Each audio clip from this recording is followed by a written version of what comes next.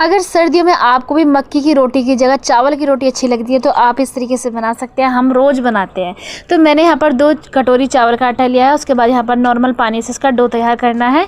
तो कुछ इस तरीके से इसको तैयार किया जाता है। ये देखो, काटते हुए इसको इस तरीके से मथा जाता है।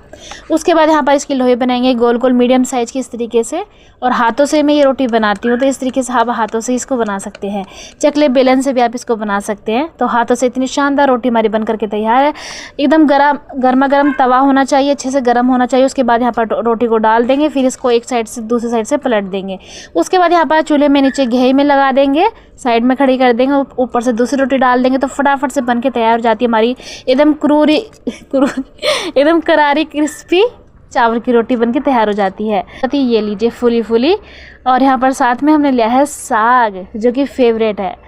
तो खाइए साग से चावल की रोटी। अच्छा वीडियो अच्छी लगी तो वीडियो को लाइक एंड शेयर, हमारे चैनल को जरूर सब्सक्राइब करना बिल्कुल मत भूलिएगा। Bye bye.